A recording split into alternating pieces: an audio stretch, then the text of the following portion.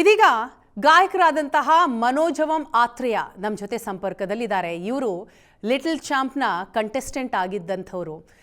S Janaki ಅವರ ಒಂದು ಮುಂದಾಳತ್ವದಲ್ಲಿ ನಡೆದಂತಹ ಕಾರ್ಯಕ್ರಮ ಅದು. ಆ ಕಾರ್ಯಕ್ರಮಕ್ಕೆ ಅವರು ಜಡ್ಜ್ ಆಗಿದ್ರು.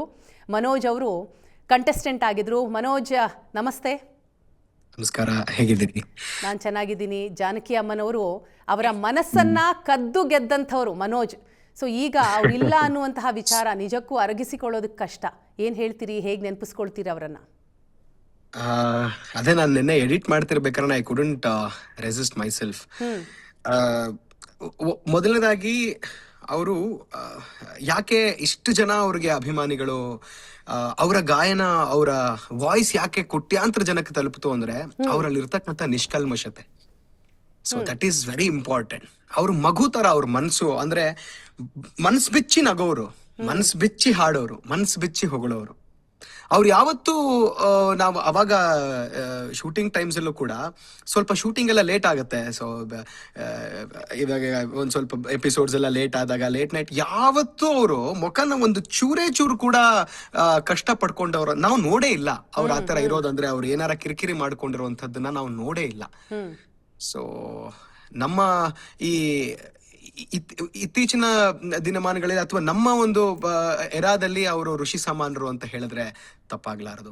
ಯಾಕಂದ್ರೆ ಸಂಗೀತವನ್ನ ತಪಸ್ಸು ತರ ಮಾಡಿ ಸಂಗೀತದಲ್ಲೇ ತಮ್ಮನ್ನ ತಾವು ತೊಡಗಿಸ್ಕೊಂಡು ಸಾವಿರಾರು ಗೀತೆಗಳನ್ನ, ಬರೀ ಸಾವಿರಾರು ಒಂದು ನಾರ್ಮಲ್ ಗೀತೆಗಳಲ್ಲ, ಎಷ್ಟೋ ಕ್ಲಿಷ್ಟಕರವಾದಂತಹ ಒಂದು ಗೀತೆಗಳನ್ನ, ಕಷ್ಟಕರವಾದಂತಹ ಗೀತೆಗಳನ್ನ ಅಷ್ಟೇ ಸುಲಲಿತವಾಗಿ ಹಾಡಿ, ಮೇನ್ ಆಗಿ ಭಾವಭರಿತವಾಗಿ ಹಾಡಿರುವಂತಹ ಒಬ್ಬ ಶ್ರೇಷ್ಠ ಗಾಯಕಿ, ಅಂತ ಒಂದು ಮಹಾಚೇತನನ ಇವತ್ತು ನಾವು ಕಳ್ಕೊಂಡಿದ್ದೀವಿ. ಇಡೀ ಸಂಗೀತ ರಂಗಕ್ಕೆ, ಹಾಗೆ ಇಡೀ ನಮ್ಮ ಒಂದು ಕಲಾ ರಂಗಕ್ಕೆ ತುಂಬಲಾರದ ನಷ್ಟ ಅಂತ ನನ್ನ ಅಭಿಪ್ರಾಯ. ನಿಜ ನಿಜ.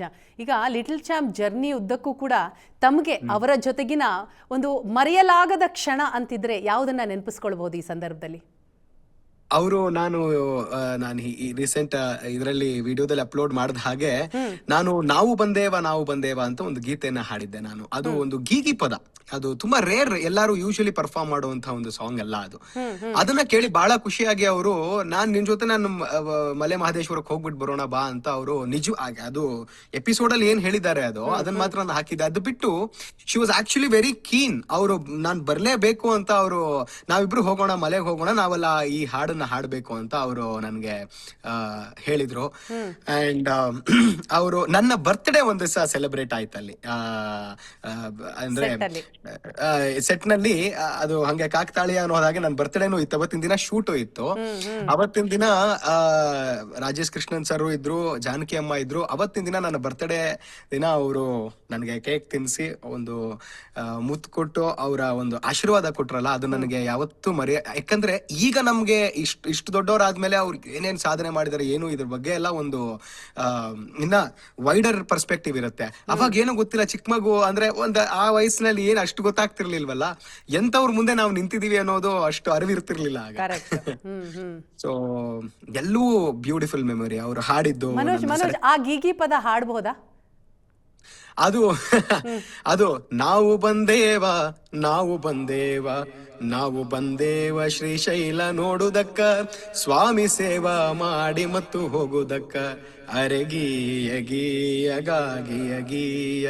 ಈ ಒಂದು ಗೀತೆನ ಕೇಳಿ ಅವರು ಬಹಳ ಖುಷಿ ಪಟ್ಟಿದ್ರು. ಇಲ್ಲ, ಪ್ರತಿಯೊಂದು ಎಪಿಸೋಡ್ ಅಲ್ಲೂ ಅಷ್ಟೇ, ನಾನು ಯಾವುದೇ ಒಂದು ಹಾಡು ಹೇಳಿದ್ರು ಅದಕ್ಕೊಂದು ಯಾವೂರವ ಇವ ಯಾವೂರವ ಏನ್ ಚಂದ ಕಾಣಿಸ್ತವನೆ ಅಂತ ಏನೋ ಒಂದು ಕಟ್ಬಿಟ್ಟು ಹಾಡ್ಬಿಡೋರು ಅವರು. She is very spontaneous. ಅವ್ರನ್ನ ಒಬ್ಬ ಗಾಯಕಿಯಾಗಿ ಮಾತ್ರ ತುಂಬಾ ಜನ ಅದನ್ನ ನೋಡಿದ್ದಾರೆ, ಬಟ್ ತುಂಬಾ ಹ್ಯೂಮರಸ್ ಪರ್ಸನ್ ಅವರು. ತುಂಬಾ ಒಳ್ಳೆ ಹ್ಯೂಮರ್ ಇತ್ತು ಅವ್ರಿಗೆ. ಅದ್ಭುತವಾಗಿ ಅಲ್ಲಿ ಅವರು ಒಳ್ಳೊಳ್ಳೆ ಪಂಚ್ಗಳು ಕೊಡೋರು. ಕೆಲವೊಂದೆಲ್ಲ ಕಟ್ ಆಗಿದೆ, ತುಂಬಾ ಒಳ್ಳೆ ಪಂಚ್ ಲೈನ್ಸ್ ನ ಕೊಡೋರು ಅವರು. She was a very wonderful human. ಮೊದಲನೇದಾಗಿ ಅದ್ಭುತವಾದಂತ ಒಬ್ಬ ಹ್ಯೂಮನ್. ಅದು ಇನ್ನ ನಮ್ಮ ಜನಮಾನಸಗಳಲ್ಲಿ ಅವರು ಕೋಟ್ಯಾಂತರ ಹೃದಯಗಳನ್ನ ತಲುಪಿರೋದಕ್ಕೆ ಅದು ಬಹಳ ಮುಖ್ಯವಾದ ಕಾರಣ, ಅವರ ಗಾಯನದ ಜೊತೆಗೆ ಅನ್ನೋದು ಉದ್ದೇಶ. ತಾವು ಆ ಒಂದು ಕಾರ್ಯಕ್ರಮದಲ್ಲಿ ಭಾಗಿಯಾದಂತಹ ಸಂದರ್ಭದಲ್ಲಿ ಇನ್ನೂ ಚಿಕ್ಕವರು, ಆ ಚಿಕ್ಕ ಹುಡುಗರಿಗೆ ಆಗ ತಲೆಯಲ್ಲಿ ಏನು ಓಡ್ತಾ ಇತ್ತು ಅಂತ? ಯಾಕಂದ್ರೆ ಅಂತಹ ದೊಡ್ಡ ಲೆಜೆಂಡ್ ಎಸ್ ಜಾನಕಿ ಅಮ್ಮನವರು. ಸೊ ಅವರು ಜಡ್ಜ್ ಆಗಿ ನಡೆಸ್ತಾ ಇದ್ದಂತಹ ಕಾರ್ಯಕ್ರಮಕ್ಕೆ ತಾವು ಕಂಟೆಸ್ಟೆಂಟ್ ಆಗಿದ್ರಿ. ಭಯ ಆಗ್ತಿರ್ಲಿಲ್ವಾ? ಅದೇ ನಾ ಹೇಳ್ದಾಗೆ ತುಂಬಾ ಅಂದ್ರೆ ಅವಾಗ ಚಿಕ್ಕ ವಯಸ್ಸಲ್ಲ ಹೌದು. ಯಾರು ಅವ್ರ ಸಾಧನೆ ಏನೋ ಅದು ಎಂತ ಶಿಖರ ನನ್ ಮುಂದೆ ಕೂತಿದೆ ಅನ್ನೋದು ನಮ್ಗೆ ಅಷ್ಟು ಅರಿವಿರ್ತಿರ್ಲಿಲ್ಲ. ಆದ್ರೆ ಒಂದಿರ್ತು ಜಾನಕಿ ಅಮ್ಮ ಆ ಒಂದು ಅದು ಈ ಭಯ ಅನ್ನೋದಕ್ಕಿಂತ ಭಕ್ತಿ ಜಾಸ್ತಿ. ಭಕ್ತಿ ಅಷ್ಟೇ, ಅದು ಭಯ ಅಲ್ಲ, ಭಕ್ತಿ. ಅವ್ರ ಮುಂದೆ ನಾವು ಹಾಡ್ಬೇಕು ಅನ್ನೋ ಒಂದು ಭಕ್ತಿ ಜಾಸ್ತಿ ಇರ್ತಾ ಇತ್ತು. ಹಾಗೆ ಒಂಚೂರು ಓವರ್ ಕಾನ್ಫಿಡೆನ್ಸ್ ಅಲ್ಲ, ಕಾನ್ಫಿಡೆನ್ಸ್ ಕೂಡ ಇರ್ತಾ ಇತ್ತು. ಚೆನ್ನಾಗಿ ಹಾಡ್ಬೇಕು, ಅವ್ರ ಮುಂದೆ ನಾವು ಅವ್ರನ್ನ ಹೊಗಳಿಸ್ಕೊಳ್ಬೇಕು, ಆಮೇಲೆ ಏನಾರ ಅವರು ಪಾಯಿಂಟ್ಸ್ ಹೇಳ್ಬೋದು, ಅದನ್ನ ನಾವು ಅಳವಡಿಸ್ಕೊಳ್ಬೇಕು. Because she is a library. ಅವರು ನಡೆದಾಡುವಂತ ಒಂದು ವಿಶ್ವಕೋಶ ಇದ್ದ ಹಾಗೆ ಸಂಗೀತ and especially playback singing ಅಂತ ಬಂದಾಗ ಎಷ್ಟೋ ಲೀಲಾಜಾಲವಾಗಿ ಹೈಯರ್ ನೋಟ್ಸ್ ಎಲ್ಲ, ಆಮೇಲೆ ಎಷ್ಟೋ ಕ್ಲಿಷ್ಟಕರವಾದ ಸಂಗತಿಗಳೆಲ್ಲ ಎಷ್ಟು ಲೀಲಾಜಾಲವಾಗಿ ಹಾಡೋರು. ಸೊ ಶಿ ಇಸ್ ಎನ್ಸೈಕ್ಲೋಪೀಡಿಯಾ ಇಂಥದ್ರಲ್ಲೆಲ್ಲ. ಅದನ್ನೆಲ್ಲ ನಾವು ಕೇಳಿ ತಿಳ್ಕೊಳ್ಬೇಕು ಅಂತ ನಾವು ಹೆಕ್ಕಿ ಅವಾಗ ಬ್ರೇಕ್ಸ್ ಮಧ್ಯ ಎಲ್ಲ ಹೋಗಿ ಮಾತಾಡಿಸ್ತಾ ಇದ್ವಿ. ಅಮ್ಮ ಇದನ್ನ ಹೆಂಗ್ ಹಾಡಿದ್ರಿ ನೀವು, ಅದನ್ನ ಹೆಂಗ್ ಹಾಡಿದ್ರಿ, ಇದನ್ನ ಯಾವ ತರ ಹಾಡೋದು ಅಂತ ಅವ್ರಿಗೆ ತಲೆ ತಿಂದು ಇಟ್ಬಿಡ್ತಾ ಇದ್ವಿ ನಾವು ಆಕ್ಚುಲಿ ಚಿಕ್ಕ ಮಕ್ಳೆಲ್ಲ. ಬಟ್ ಅಷ್ಟೇ ನಿಧಾನವಾಗಿ, ಅಷ್ಟೇ ತಾಳ್ಮೆಯಿಂದ ಎಲ್ಲದಕ್ಕೂ ಉತ್ತರ ಕೊಡೋರು ಅವರು. ಮನೋಜ್, ಇದ್ರ ಬಗ್ಗೆ ಮಾತಾಡೋಣ. ಅವರ ಹಾಡುಗಳಲ್ಲಿ ಅತಿ ಹೆಚ್ಚು ಇಷ್ಟವಾದಂತಹ ಹಾಡು ತಮಗೆ ಯಾವುದು? ಆ 2 ಸಾಲುಗಳು ನಮ್ಗಾಗಿ. ಇದು 1-2 ಅಂತ ಹೇಳಕ್ ಆಗೋದಿಲ್ಲ, ಆದ್ರೆ ಈ ಒಂದು ಸಂದರ್ಭಕ್ಕೆ ಒಂದು ಉಚಿತವಾದಂಥದ್ದು ಅಂತ ನನ್ನ ಅಭಿಪ್ರಾಯ. Please please. ನಂಬಿದೆ ನಿನ್ನ ನಾದ ದೇವತೆ, ಅಭಿಮಾನ ತಳೆದ ತಾಯ ಭಾರತಿ, ನಂಬಿದೆ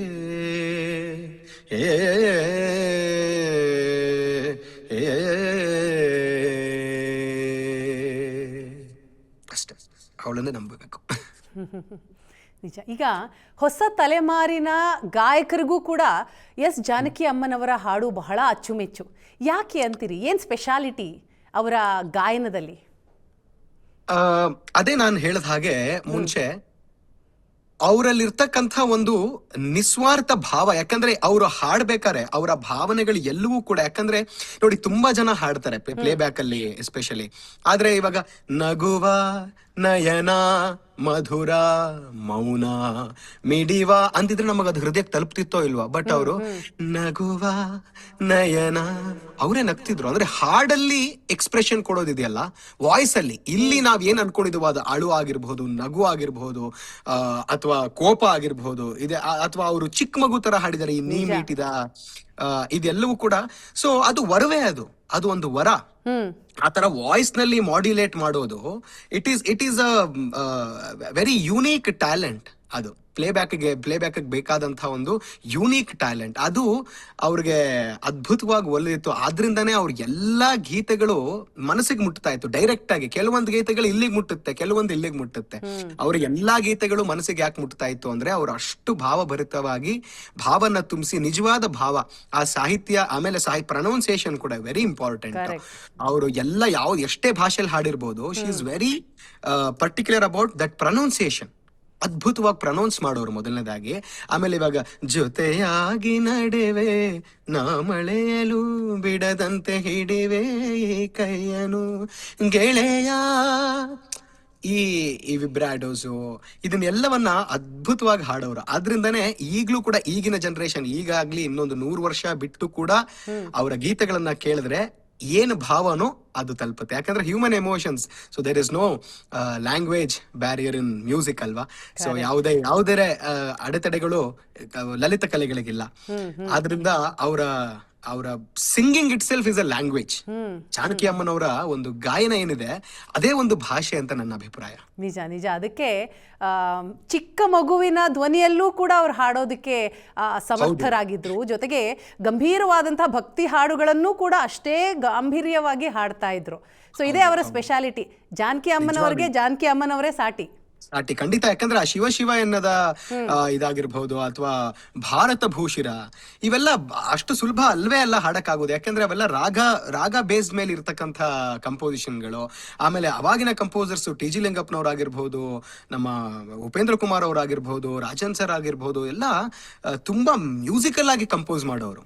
ಬರೀ ಒಂದು ಏನಂತಾರೆ ಬೇಸಿಕ್ ಕಂಪೋಸಿಷನ್ಸ್ ಆಗ್ತಿರ್ಲಿಲ್ಲ, ಅವೆಲ್ಲ ತುಂಬಾ ಮೈನ್ಯೂಟ್ ಡೀಟೇಲ್ಸ್ ಇರ್ತಕ್ಕಂಥ ಕಂಪೋಸಿಷನ್ಸ್ ಗಳನ್ನ, ಅದನ್ನೆಲ್ಲ ಅಷ್ಟು ಹೆಕ್ಕಿ ಅದನ್ನ ಫಸ್ಟ್ ಆಫ್ ಆಲ್ ಅರ್ಥ ಮಾಡ್ಕೊಳ್ಳೋದು ಕಷ್ಟ. ಆಮೇಲೆ ಇವಾಗಿನ ತರ ಅದು ಯಾಕೆ ಇವರೆಲ್ಲ ಲೆಜೆಂಡ್ಗಳು ಇವರೆಲ್ಲ ಹೊರಗಡೆ ನಿಂತ್ಕೊಳ್ತಾರೆ ಇವಾಗಿನ ಇದರಲ್ಲಿ ಪ್ರಪಂಚದಲ್ಲಿ ಅಂತ ಹೇಳಿದ್ರೆ, ಈಗಿನ ಪ್ರಪಂಚದಲ್ಲಿ ಅಟ್ಲೀಸ್ಟ್ ಕಟ್ ಮಾಡಿ ಟೇಕ್ ಮಾಡಬಹುದು. ಅಂದ್ರೆ ಸಪರೇಟ್ ಆಗಿ ವೋಕಲ್ಸ್ ತಗೊಳ್ಬಹುದು, ಸಪರೇಟ್ ಆಗಿ ಬೇರೆ ಇನ್ಸ್ಟ್ರೂಮೆಂಟ್ಸ್ ನ ರೆಕಾರ್ಡ್ ಮಾಡಬಹುದು.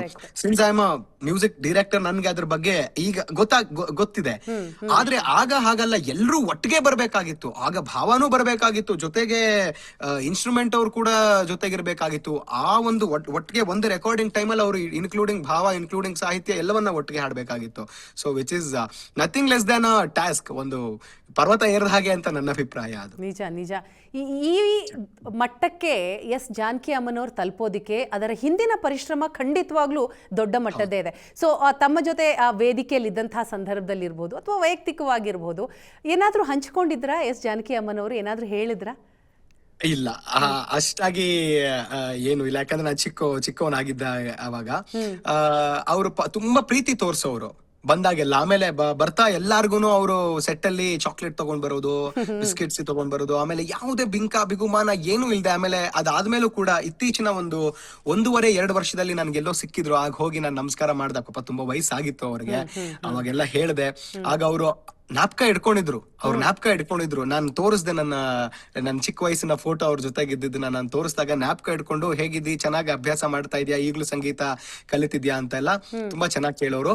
ಆಗ ಹಂಚ್ಕೊಂಡಿದ್ದಂದ್ರೆ ಇದೆ, ಅವಾಗಿನ ಸಮಯದಲ್ಲಿ ಅವ್ರ ಜೊತೆ ಕಳೆದ ಸಮಯಗಳು ಅಂತ ಹೇಳಿದ್ರೆ ಸೆಟ್ ಅಪಾರ್ಟ್ ಫ್ರಮ್ ನಾನು ಹೇಳ್ತಾ ಇದ್ನಲ್ಲ, ಹೋಗಿ ನಾವೆಲ್ಲ ತಲೆ ತಿಂತಾ ಇದ್ವಿ ಅವ್ರಿಗೆ, ನೀವ್ ಹೆಂಗ್ ಆಡ್ತಿದ್ರಿ ಇದನ್ನ, ಈ ಪೋರ್ಷನ್ಸ್ ಹೆಂಗೆ, ಈ ಚೆಲುವಿನ ತಾರೆ ಎಸ್ಪೆಷಲಿ ತರ ನಾನಾ ತೇರೇ ನಿನ್ನಲ್ಲೇ ನಾನು, ಇವೆಲ್ಲ ಇವಾಗ ನೆನೆಸ್ಕೊಂಡ್ರು ಕೂಡ ಹೆಂಗ್ ಹಾಡಿದಾರಪ್ಪ ಅದನ್ನೆಲ್ಲ ಅಂತ ನಮ್ಗೆ ಯೋಚನೆ ಆಗುತ್ತೆ ನಿಜವಾಗ್ಲೂ ಕೂಡ. ನಿಜ. ಮನೋಜ್ ಅವರೇ, ತಮ್ಮ ಜೊತೆ ಮಾತನಾಡೋದು ತುಂಬಾ ಇದೆ, ಜಾನಕಿ ಅಮ್ಮನವರ ಬಗ್ಗೆ ತಿಳಿಯೋದು ತುಂಬಾ ಇದೆ. ಆದ್ರೆ ಏನ್ ಮಾಡೋದು, ಸಮಯ ಕಮ್ಮಿ ಇರೋದ್ರಿಂದ ಕೊನೆಯದಾಗಿ ಅವ್ರಿಗೆ ಶ್ರದ್ಧಾಂಜಲಿ ಸಲ್ಲಿಸುವಂತಹ ಹಿನ್ನೆಲೆಯಲ್ಲಿ ಯಾವ ಹಾಡು ಹಾಡ್ತೀರಿ? ಯಾವ ಹಾಡು? ಜಾನಕಿ ಅಮ್ಮವ್ರದ್ದು ಸಿಕ್ಕಾಪಟ್ಟೆ ಗೀತೆಗಳು ಇಲ್ಲಿಗೆ ಬರುತ್ತೆ. ಸೊ ಇದು ಮತ್ತೊಂದು ಫೇವ್ರೆಟ್ ಸಾಂಗ್, ಎಲ್ಲರಿಗೂ ಫೇವ್ರೆಟ್ ಸಾಂಗ್ ಇದೆ, ಎಲ್ಲರಿಗೂ ಗೊತ್ತಿದೆ ಜಾನಕಿ ಅಮ್ಮವ್ರದ್ದು ಅಂತ. ಈ ಸಾಂಗ್ ನಾನು ಹಾಡ್ತಿದ್ದೀನಿ.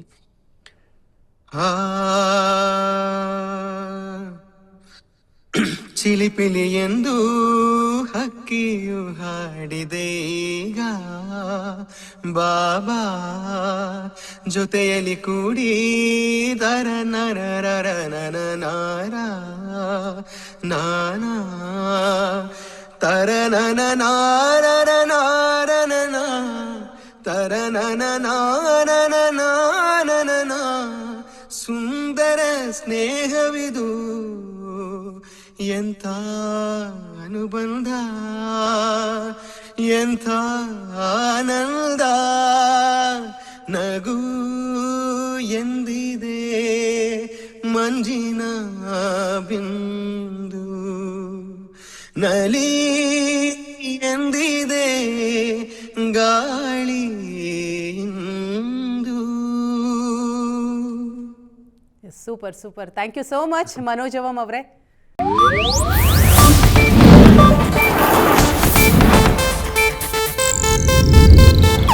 ಇದು ಏಷ್ಯಾನೆಟ್ ನ್ಯೂಸ್ ನೆಟ್ವರ್ಕ್ ಪ್ರಸ್ತುತಿ.